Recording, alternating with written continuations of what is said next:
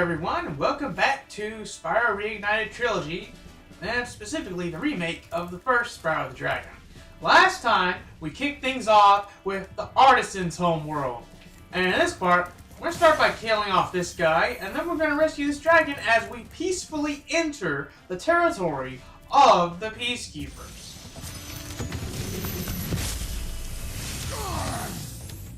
Welcome to Peacekeepers. Look how our treasure has been stolen and turned against us. Please, recover our treasure, Spyro. Collect treasure. Got it. Indeed, the goal of Peacekeepers is to collect a certain amount of treasure in order to have enough to reach the next homeworld, the Magic Crafters, which, as I recall, is my favorite world in the game, although there might be one other one that might top it. I don't know. We'll just have to wait and see how that turns out. But for now, so we got these cannons here, and if you flame them, they shoot. So that's pretty interesting. You might want to keep that in mind. And also, we got wabbits. It's wabbit season, you see, instead of sheeps. So we gotta kill those off to get refills for sparks. And I'd rather not have to kill a cuddly little wabbit, since I'm not Elmer Fudd or anything like that. So why don't we try to avoid having to kill off the wabbits, because it's wabbit season, and just peacefully go through the Peacekeepers, you know what I mean? But we're going to start off dry, here in Dry Canyon. Speaking of which, I think I should grab a sip of water before we enter this level proper. Oh boy. So Peacekeepers is the first world where the game really begins to open up, I feel. Because, you know, the levels in the Artisan's homeworld were all really simplistic, for lack of a better word. There wasn't really a lot to them. It's like 100 or 200 gems or something like that, and maybe like a few dragons. There were a fair amount of dragons to get, that's for sure, but in terms of the gem count, it was much lower.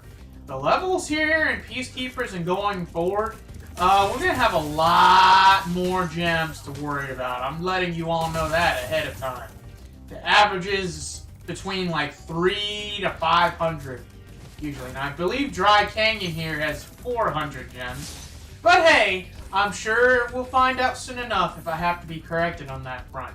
But Peacekeepers actually has a lot of fun levels too, let me tell you. While Artisans was simplistic, you know, the levels were fun enough to get the point across. But Peacekeepers, yeah, you're going to have to take things a little more seriously here as we're going forward. Watch out for those Norks. Sometimes they like to delay their cannon fire and not shoot until the very last minute when you're literally right in front of them. Those vultures look nice and tasty, but we got us a dragon to rescue first. What? Huh? Oh. Thank you for releasing me, Spyro. So I wonder if this dragon is named Conan after the host on that one show, or Conan the Barbarian. I'm gonna lean towards the latter, since the Peacekeeper seems to be based more on that sort of thing. But then again, this game was originally released in the 90s, and I recall Conan O'Brien was pretty popular that time, maybe. I don't know. Reminder, I was a young kid in the 90s, so a lot of that stuff that might have been aimed at adults and whatnot was probably going to go over my head inevitably, so you'll have to forgive my memory on stuff like that. I mean, I only vaguely remember Bill Clinton because what 7-year-old, or well, let me rephrase that, what 5-plus-year-old actually cared about that sort of thing unless they were reading it in the history books, which at that time couldn't have happened because Bill Clinton was current history. So that's something interesting to think about for sure. So, something I did earlier is that if you flame these rotating treasure chests, the disc on the top will fly off and destroy a container, if it's close enough. That container over there, apparently, is too far. But the one I got earlier wasn't too far, so I don't know. It does seem to be kind of inconsistent what's considered too far or too close. But we're going to be rescuing dragons here pretty frequently. We got another one already. Maybe this guy has more to say.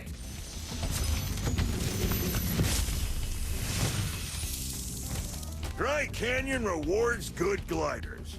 You are a good glider, eh, Spyro? I was born to glide.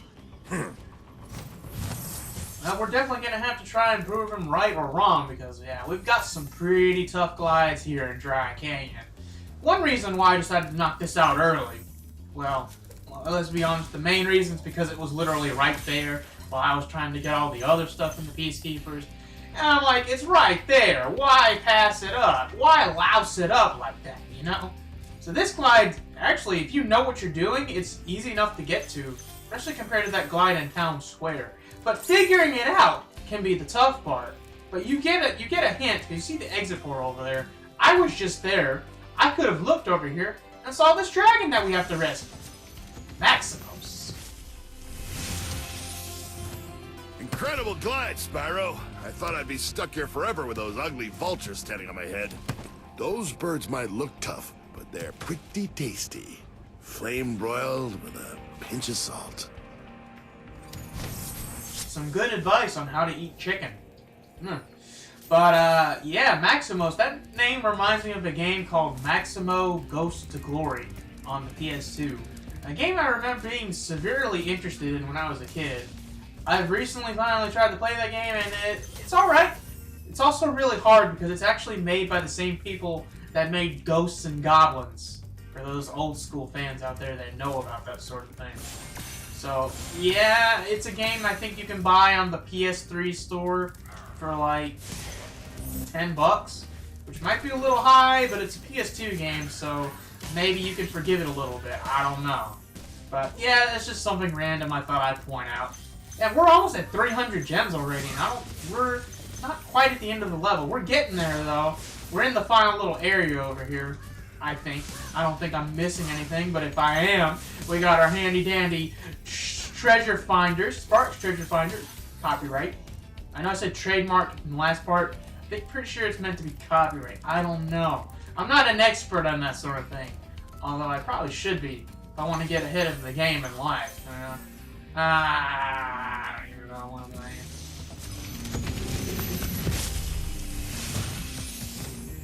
Is that you, Spyro? Are you the young dragon I've been hearing so much about?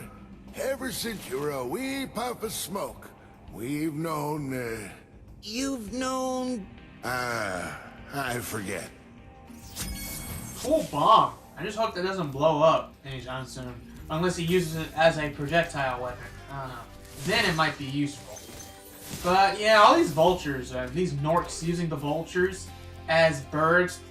The Nork using a vulture as a weapon, as a blunt weapon, reminds me of this attack in Banjo-Tooie, which is the sequel to Banjo-Kazooie, where Banjo would grab Kazooie out of his backpack and use her as a club to slam on the ground. And you know, that seems pretty painful for Kazooie, but she seems to take it pretty well. And I guess those vultures have to take it pretty well as well. Here's a fun fact. The original Spyro and the original Banjo were both released in the same year. So it makes you wonder, what if the developers at Rare looked at Spyro, they saw the vultures, and they're like, that could be a pretty cool attack in the Banjo-Kazooie sequel that we're totally making. And yeah, it turned out it's what they did. I don't know if it was a direct inspiration, but you gotta admit, the coincidence is alarming, to say the least. And we're also introduced to these firework cases, these firework chests, where you basically have to flame them, and they blow up, and they make fireworks. They explode. It can be hardcore. Here's another fairly tricky glide. I pushed the X button at the tippity top of the jump, okay? And I somehow made it! Alright, I don't know what happened. That's what we in the business call a close call. So which of these chests am I going to destroy? Apparently my flame went through the rotating disc, killed one of the chests, and the disc killed the other one. But that's fine. I'm just going to roll around town, spin me right around, baby. Alright, enough. Yes, move on. At least I think this is it. I don't think I'm missing anything. Alright, I'm not missing any gems. Was that the last dragon we got to? Alright, 100%. Let me see if there was a skill point around here somewhere. And there's not. There's only 2 skill points in Peacekeepers. Okay. Interesting. Let's exit back to Peacekeepers, why not?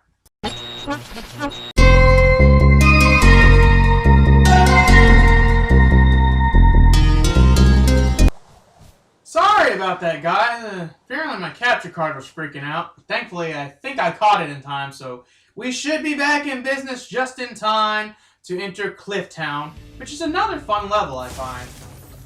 Especially with these Matador enemies over here, with their metallic capes that they think is going to ward off Spyro. I mean, it'll ward off the fire, but it ain't going to ward off the horns. Because you know what they say, you mess with the bull, you get the horns. That reference probably would have made more sense in Town Square, but, well, we're already well past that. And then we have those enemies that slap you if you get close to them. Because you're getting close to their pot of food, you know? And they don't want you to take the food. But if they slap you and it doesn't do damage, it just knocks you away. Which, in here, I don't think it's going to be too much of a problem, because most of them are found close to the inside of the level. But this one's kind of close to the edge, so you got to be careful with your positioning. And flame all their pots for the gems. You got to make sure you do that as well. Because the pots hide gems, don't you know? Apparently, gems are a vital ingredient in a healthy meal for any Nork or Nork-like enemy that you find here in the Spyro universe. Apparently. And here we have another egg thief. Oh god, and this one is pretty tough to get, I would say.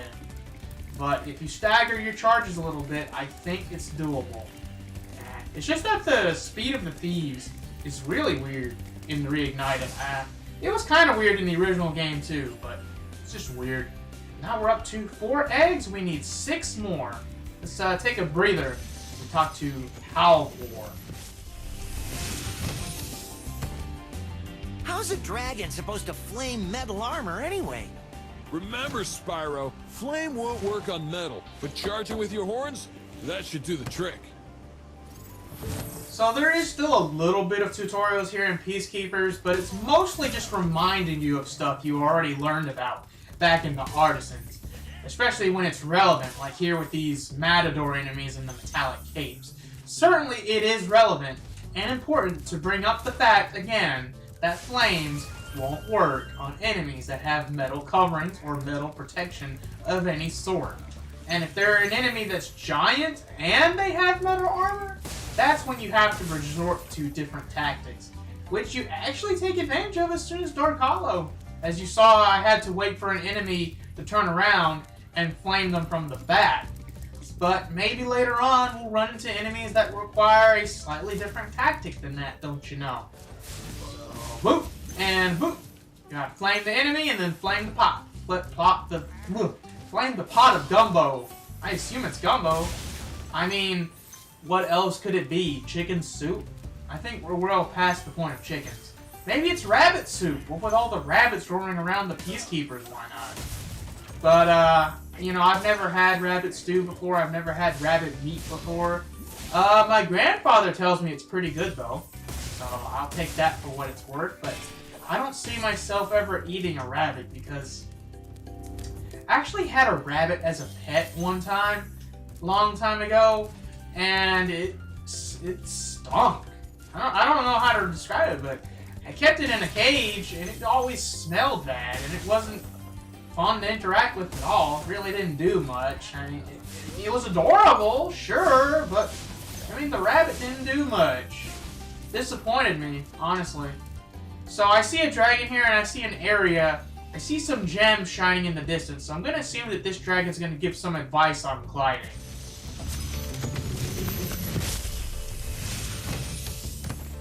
Hey, what's on the other side of that river? Why don't you glide there and find out? Well, advice may have been too strong of a word, but the dragon does imply that you should probably glide on over there. So why don't we do that? Remember, press X at the very tippity top of your jump, and charging, at least here in Reignited, seems to help with that.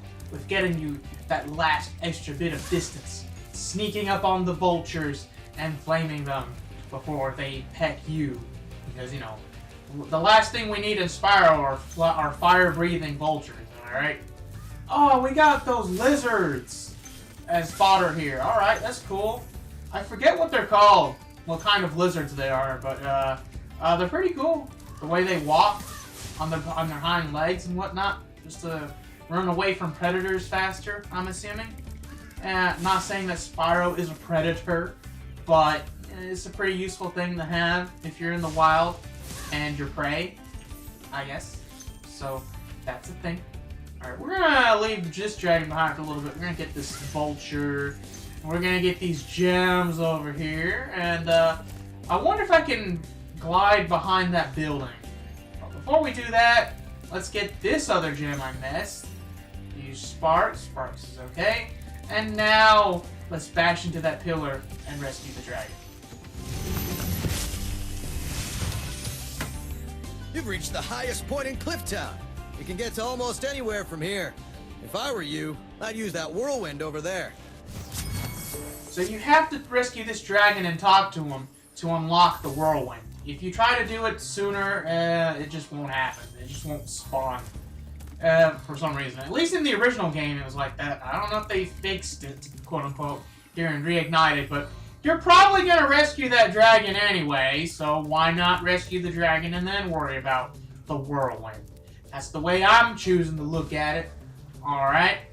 So, bam! Behind the building we got some gems, a bunch of reds. Destroy this chest and you got a purple. That gives you 25.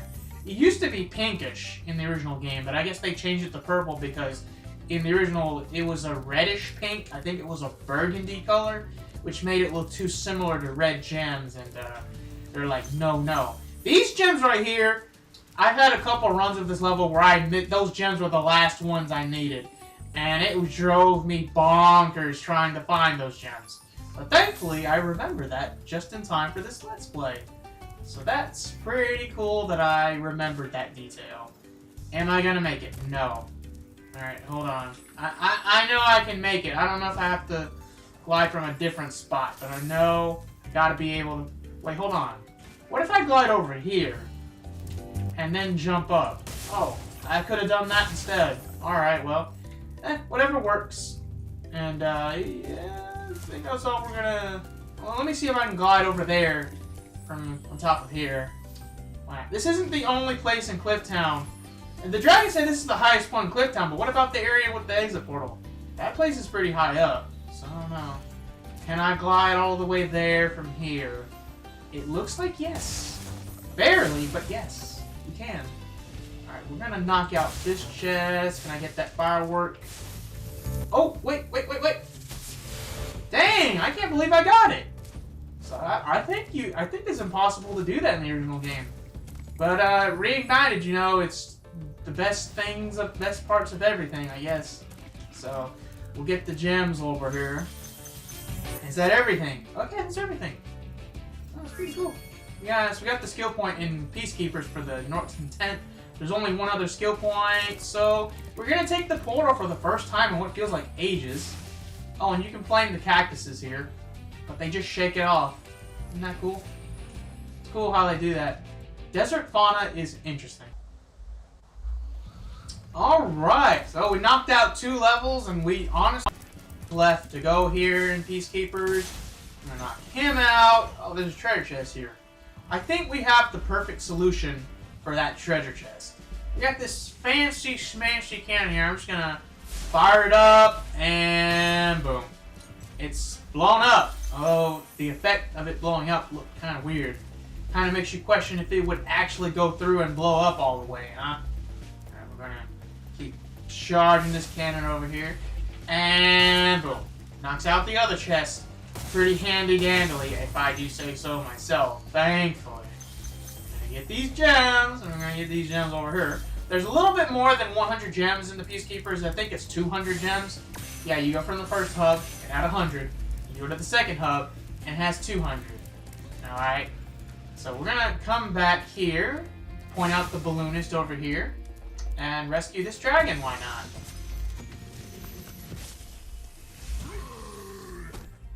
Hey, Spyro. Sparks the Dragonfly has been doing a good job protecting you. Make sure to keep him strong by feeding him lots of butterflies. Something we've already picked up on, I'm sure. But still worth mentioning. We got some gems going down here. Ooh! It's my favorite level in Peacekeepers. Why was that gem so weird with the hit detection? Anyways, favorite level in Peacekeeper, so what are we waiting for?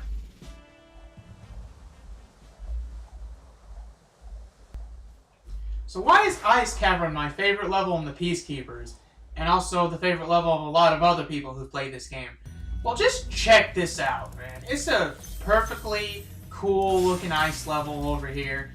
And I mean cool, like it's pleasing to the eyes, and it's pleasing to the soul too. It's also refreshing and unexpected to have a snow level when we're in the middle of a desert, like the Peacekeeper's homeworld, right?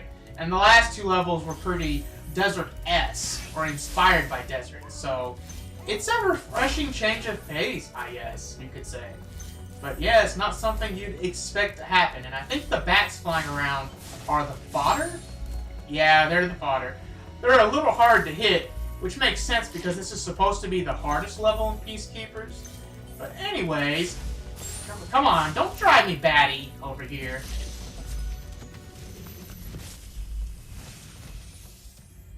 A word of caution, little one. Wait until you grow big, like me, before charging those large enemies. Yeah, basically a rehash of the whole, you need to flame the big enemies and charge the small metallic enemies. You know, if the small enemies even have metallic armor to begin with. So, yeah, no. But anyway, yeah, Ice Cavern has a really good music track. You're not going to be able to hear much of it with me talking over it. Maybe you'll hear a little bit of it leaking through. I hope so. But, yeah, it's a really nice music track. It's a really nice level. But getting 100% can be a little tricky because you'll have to do a little back and forth once you get the key to a treasure chest coming up. Just a little bit, actually. The treasure chest is up over there. It's up over here. But we're going to put it off a little bit because it's more convenient to wait until then. We're also going to rescue that dragon at that point, too, since we just rescued one. You know, try to keep the pacing reasonable, if possible. Okay, here's what I was talking about earlier. Giant enemy wearing metal armor. We can't flame him, and we can't charge him. Right? Well, you can charge him. It just doesn't do damage. But it knocks him off, and it kills him that way. So, keep that in mind. If you see an enemy wearing armor, you can knock them off with a charge. Although I get the feeling the fact we're in an ice level and the floor is slippery, that probably helps a lot. But I don't think it's impossible to charge a giant armor-wearing enemy off a cliff, even without the slipperiness factor going against it. So, yeah, man. And I think I want to put off that dragon until we have to backtrack as well. Normally, when I'm recording this game on 100%, I would trim out the backtracking, but since this is a Let's Play, I'm not going to do that unless it's something like the Thief in Town Square, where it's so repetitive, I may as well just jump cut to the successful attempt. That actually took me a couple tries off screen to get it all the way back to Town Square, so... You know, I will try to keep stuff like that to a minimum, because, I mean, what would be the point of doing a live Let's Play if I didn't weave in stuff like that every now and then, right? If I wanted to be that anal with the editing, I would have just done post-commentaries, right? And knock these out. Go a little bit further, because I think this doesn't loop around. At least I'm pretty sure it doesn't. There are a lot of levels in the Spyro series that do loop around in, like, a circle. But I don't think Ice Cavern is one of those. So I think we're good to do a little bit of cleanup over here with these gems. Gems over here. Okay, we're good. And up there is some extra lives. I don't remember how to get there, though. But it's not important because they're just extra lives, you know? There's the exit portal. Whoa, almost... Is Spyro just... Dude, that is so cool that they did that. Now we rescue this dragon. Thanks for freeing me, Spyro. And now, where was I? So it's interesting that the old dragon here actually looks muscular, like a lot of the other dragons in the Peacekeepers. Except for Titan. Titan seems to have gotten nerfed in that regard. But again, you know, PS1 limitations and them wanting to have a larger diversity in dragon designs for Reignited could also be contributing factors to that sort of thing. But anyways, moving on. Now we have purple enemies on skis. So, but they're still defeated in much the same way as the smaller green snowball throwing dorks. So it's not really that much of an issue. but they can still catch you off guard if they get you from behind. So you gotta be careful. And getting these gems off of the poles over here, kind of annoying. In the original game, there was a lot more kickback like that every time you slammed the pole, so it made you afraid that you were gonna fall off the ledge or something like that. Also, sometimes the Norks will sucker punch you like that, or you're trying to KO another Nork. Funny how that works out. But, good thing that bat was nearby to give me an extra life and a boost to my health. Yeah, sometimes when you defeat fodder, you'll get a special butterfly that not only refills your health, but also gets you a boost to your life system, which you may or may not even remember you have a lot of the times when you're playing this game, to be honest.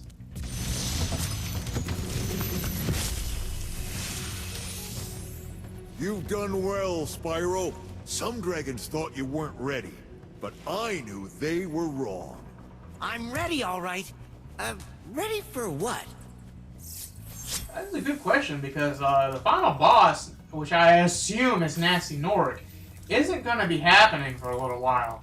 So that kind of makes you wonder why they would even bring attention to that sort of thing, but, well, it is what it is. Alright, so we're gonna go back to where the treasure chest was. We're gonna rescue this dragon now.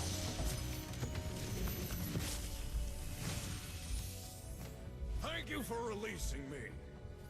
Simple and to the point. Alright. Actually, I think I might have messed up the ordering of this a little bit, maybe. Or maybe it won't matter that much, but we have to go to the treasure chest, and where the treasure chest is where, unfortunately, we have to come back to, because the place where the treasure chest is, we have to glide to where the key is, and that is when we have to backtrack. And I think I might have messed up the ordering a little bit here, but it's not going to make a huge difference in the long run. I don't think. Wait, did I? Okay. I thought I didn't get that gem for a second there. Alright, so here's the treasure chest. Green gem here to let you know where to jump, to glide. Key. But this one gives you plenty of time to make a good glide, so, you know. So this is where I would probably jump cut, but I'm not going to do that because I don't have to. We're just going to go all the way in. We have that dragon we need to rescue anyway, right? So I'll just rescue that dragon, get the treasure chest, and then exit out the level through the pause menu. Simple, right? Simple is as simple does, but, you know, it's the first game in the series, so of course it's going to be simple.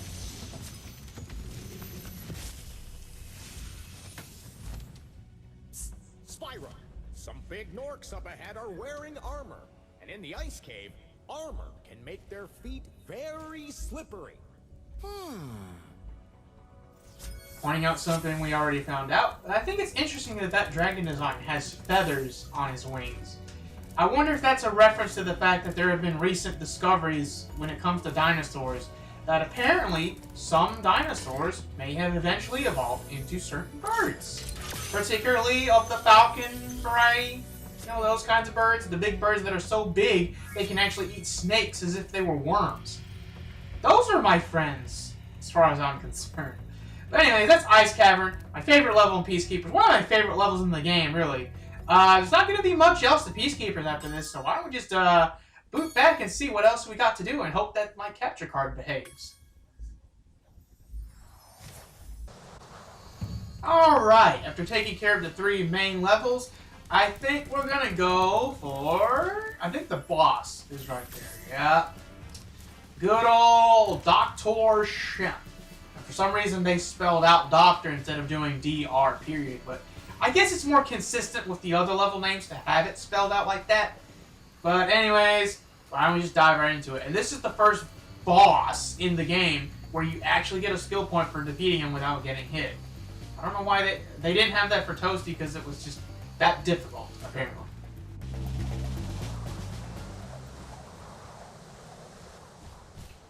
Alright, ooh, that's a nice looking eclipsed sun in the background. That definitely, I don't think, was in the original game. Man, that is hypnotizing to look at, guys. Oh, man. So I gotta say, so far, I think the verdict on the Switch version is actually a little bit better than I remember when I was trying it a while back. I thought it was running slower, but it might have just been my imagination. Seems to run at about the same speed. Graphically, it's probably not as good as on PS4 and Xbox One, but it's still pretty dang good looking, guys. And, man, These games are so beefy. They take up a lot of space. Specifically talking about the reignited version, of course. They take up so much space on the hard drives, guys. Here on Switch, 15 gigabytes. So, but here's the thing, though. And that's actually a pretty relevant time to bring this up. So when the Reignited Trilogy was originally released on PS4 and Xbox One, they didn't have all 3 games on the physical discs that were shipped out for the physical copies. For some reason, they weren't able to. They didn't have time to do it, apparently. Which doesn't make sense to them. But apparently, that's the situation that happened, that transpired. But eventually they did reprint the PS4 and Xbox One versions to have all 3 games on the disc. Because yeah, if you're buying physical, you're obviously doing it because you want to have all the games on one disc, right? And unfortunately, when it comes to Switch games, you know, Switch games are on cartridges, and cartridges only have so much space, you know? And you gotta work with the limitations you got with that sort of thing, you know? Man, that glide is a tough glide to do, let me tell you. It may not look that hard, but it is tough. You gotta glide all the way over here to get the key. What the hell? Is this a common occurrence? I don't think it is. Well, we're just gonna let him keep flying there, because why the heck not? As we continue through, because I'm sure the boss is going to be coming any minute now. There's the dragons, so that's probably a dead giveaway. Oh, and there's Dr. Shemp right over there. Kind of looks like a crab. He could fit in as a Crash Bandicoot boss. Design-wise, functionally speaking, though, I mean, he's barely a boss. Alright, so here's this somewhat secret entrance over here, I guess. Gonna get these gems. Fly over here, and boom. Get another look at that sweet-looking eclipse sun, why not? Man, that is some really fine. And he's still swimming in the air. Like, I don't know, man. I've never seen that happen. This is the first time I've seen that happen here on Reignited. Obviously, that never happened in the original game. So, that's interesting that it does that. It's like he's falling endlessly, I guess, maybe, and that's why it's glitched up. Maybe this guy has something to say about it. I doubt it, though. Dr. Shemp thinks he's so cool. You don't know what it's been like listening to him over and over. But I tell you one thing, he should watch his back. He should watch his back? Oh, well, he does look like a big enemy wearing metallic plating. So maybe that dragon's onto something, guys. There we go, we just gotta flame him from behind. Now, I will say that Dr. Shemp is probably one of the less easy bosses in the game, as in he can actually get a hit in on you sometimes. It's probably why he's the first boss where there's a skill point for beating him without getting hit. So, you know, do use caution. Alright, this is the one where he does the do-si-do. Alright, spin around, come on. Flame him that way, alright. I remember that being the most difficult hit. I think, maybe... No. Okay, yeah, it's the same thing pretty much. But third time he does switch it up a little bit. Yeah, he kind of reminds me of Papu Papu a little bit, since he spins around with his stick. Wouldn't be surprised if that was an inspiration. Since, let's face it, even though he's technically the second boss of the game, he feels like the first real boss, so... That might have been what Insomniac was going for when they originally made this game. At least that's what I suspect. You know what? I could pause and exit, but the exit portal's right there. I'm just gonna do another lap, you know. But, yeah, going back to what I was talking about with the Switch. Switch version, there is no complete physical copy for that, for Spyro. That's why I feel like digital for that makes sense. Especially if you're trying to play it handheld. So, you know, PS4, I would say go either way.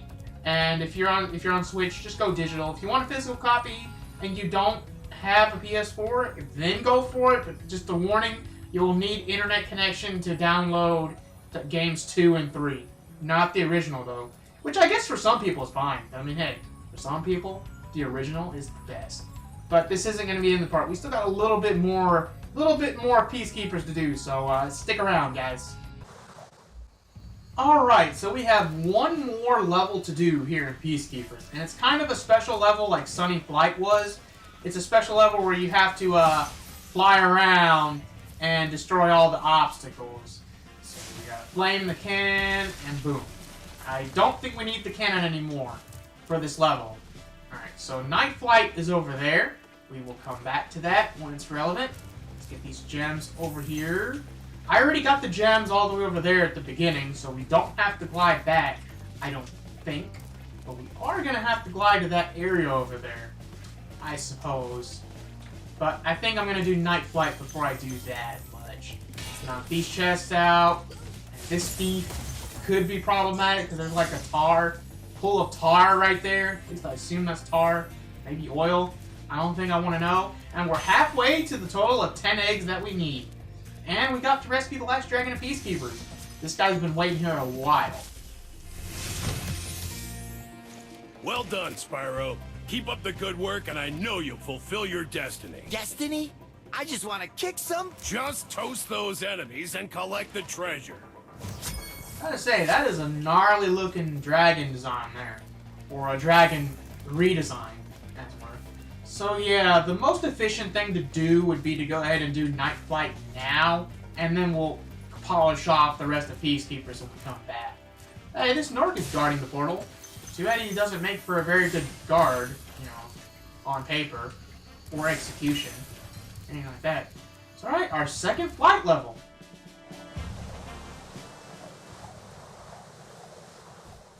So welcome to Night Flight, which is really interesting aesthetically.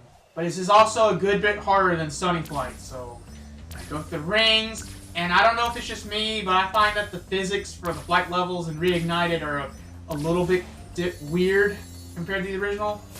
I want to say they're a little more stiff, but I could be wrong. I might not be using the right word. They just feel like, it feels like doing the turns is not as smooth as it used to be. But I don't know. Maybe it's just me. If other people can chime in on that in the comments, that would be pretty sweet, I guess, you know? So because when it comes to stuff like this, it's good to have multiple opinions, perspectives, and testimonies to be able to find a proper consensus, that sort of thing.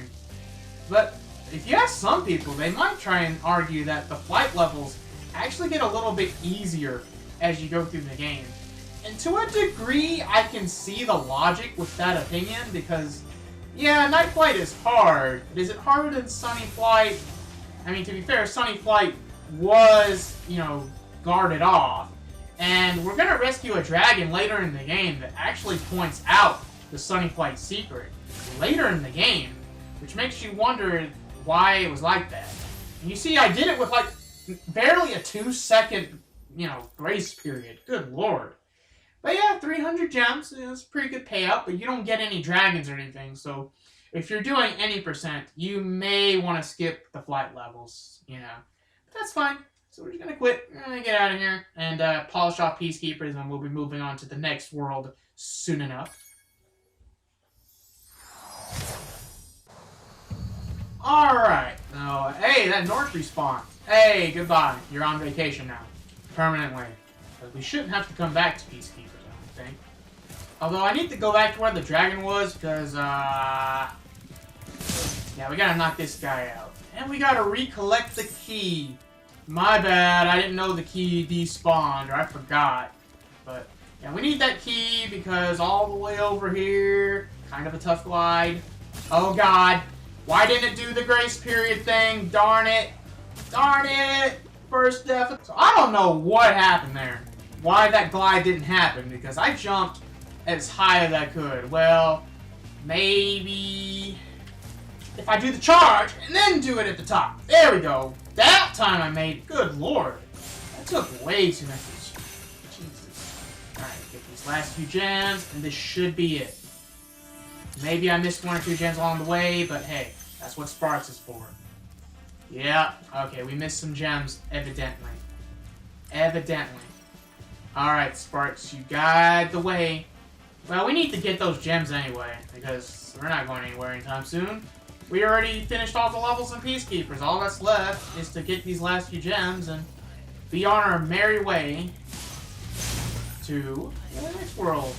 Actually, I guess it was these Norks. How did I miss them? Strange.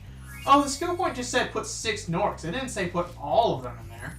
Good point. Alright, well, that's gonna finish off Peacekeepers. It looks like, yep, 6 levels. We got 5 eggs so far. Let's move on to Magic Crafters. I can't believe how fast you found so much stolen treasure. Hop aboard for the Magic Crafters world if you're ready. And we most certainly are ready. So next time in Spyro Reignited, we're going to craft some magic. And hopefully I can craft some magic on the editing for this because of that darn capture card mishap earlier. But we'll see how things go as Spyro's tail clips to the floor and go on a magical journey to the Magic Crafters.